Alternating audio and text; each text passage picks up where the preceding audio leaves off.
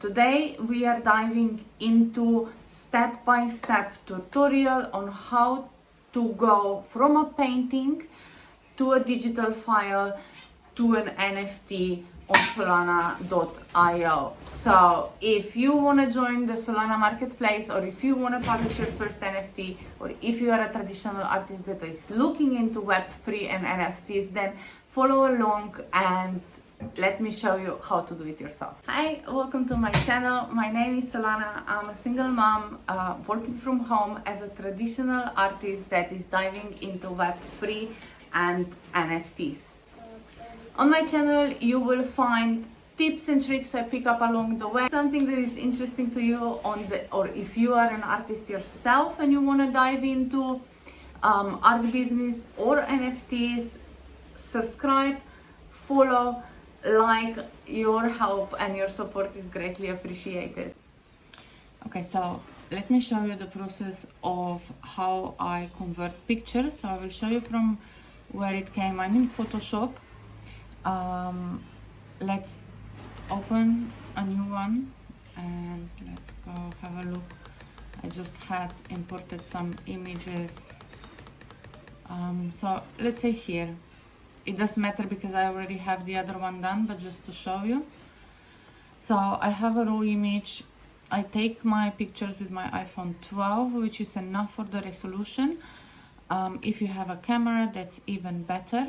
And now you can see what I'm going to do is I'm going to choose a perspective tool, crop tool.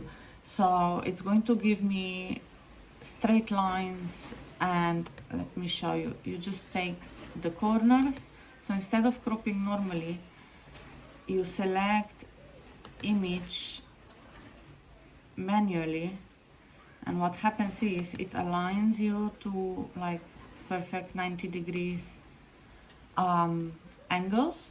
So if you press enter now, you get a perfect picture. And now with the crop tool you can adjust if you need to.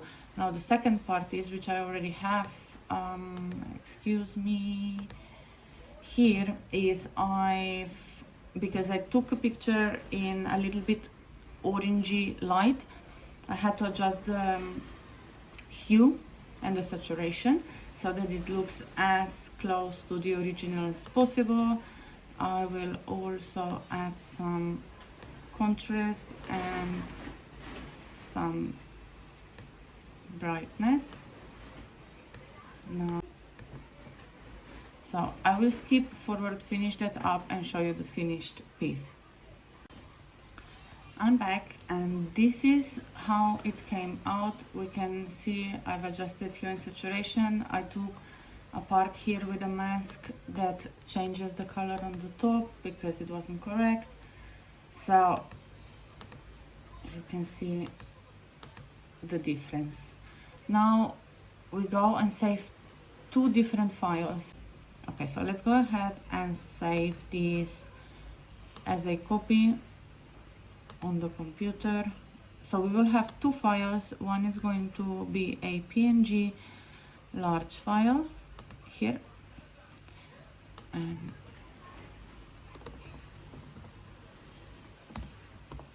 okay, the NFT, and I will just save it here, save, and one of those. So large file size, okay. And now the other one we will do save as a copy, and we are going to save it as a JPEG, so a smaller file. Okay, save. Let's see. I think that should do. Yeah, that should do just fine. Okay. So now we have our NFTs ready. Let's go to Solsea.io and have a look how to mint that. Let's go to Solsea.io.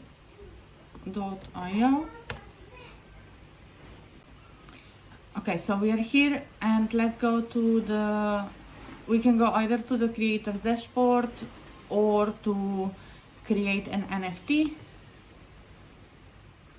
and it's asking me to connect my wallet. So you go to connect your wallet, and you have different options. Okay, for Solana, I personally use Phantom wallet, but you can connect with whichever wallet you have out of those listed here. Okay.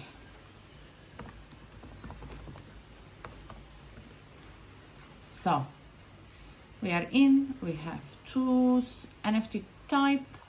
So is it part of a collection? Yes. Select a collection. It's my Magic of the Runes. Now you go to utility. It's nothing such as other. Title. You choose your title. Let's say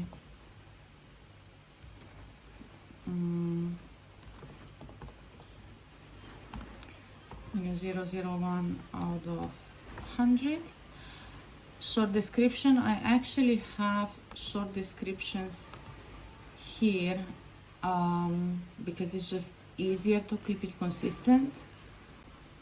Okay, so we have the description, basically just a short description on what this painting is, even though you have space for quite a lot of characters. One heads up is that it all displays in one paragraph, so if it's too long it might not be as readable.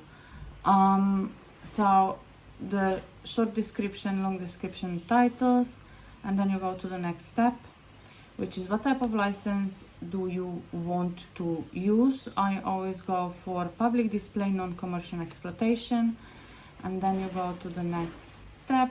Now make sure that all information is correct and double check all spelling before you mint your NFT, because once the process is complete you cannot edit your NFT. So keep that in mind, that you will not be able to edit your NFTs after minting. Okay, so this is where the two files that we've made come into play. So the JPEG is for the preview because you only have space for 10 megabytes.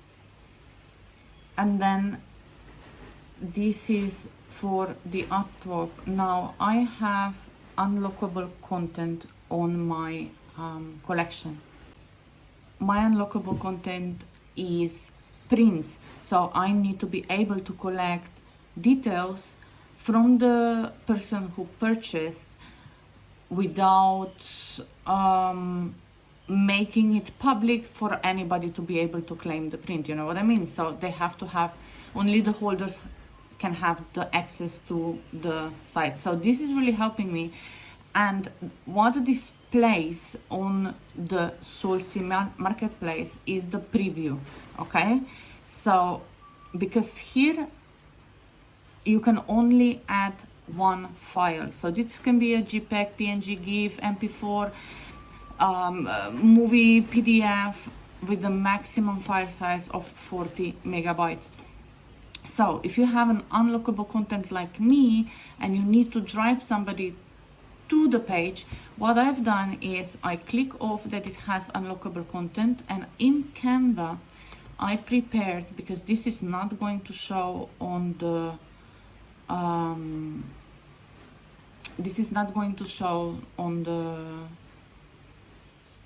page. So let's go here. Okay, here we are. I've made this type of a file, so we are going to take this one away, which is from my last one, and we are going to upload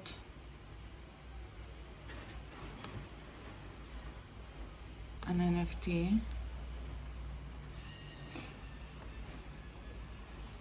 Okay, there we go.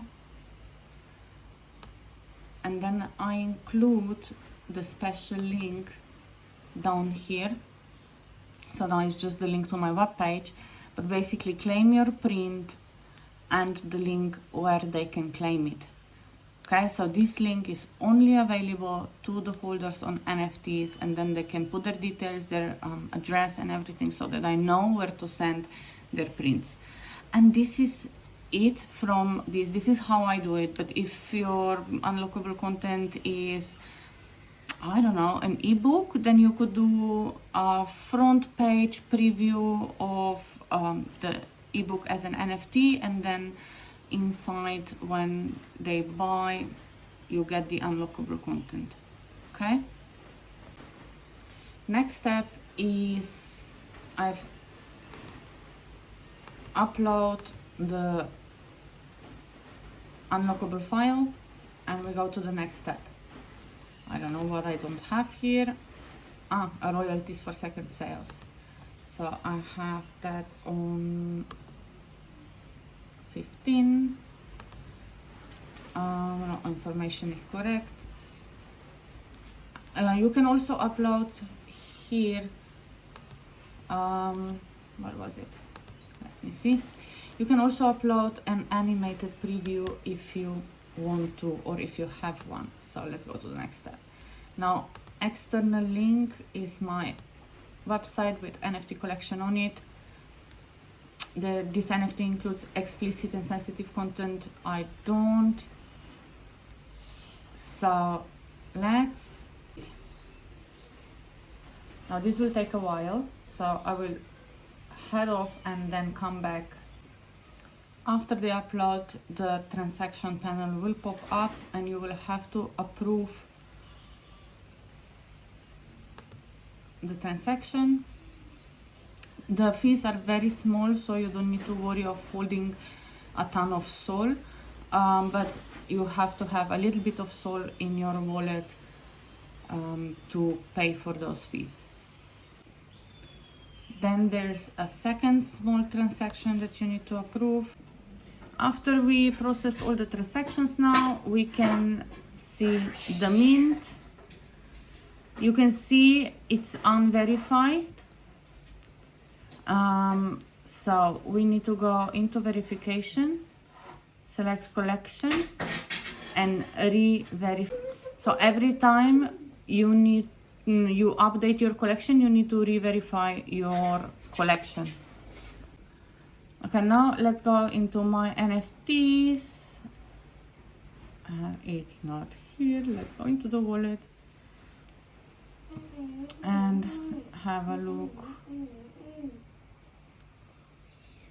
What do we have here? Okay.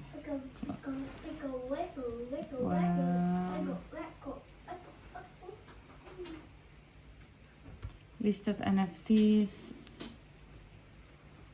NFTs in the wallet.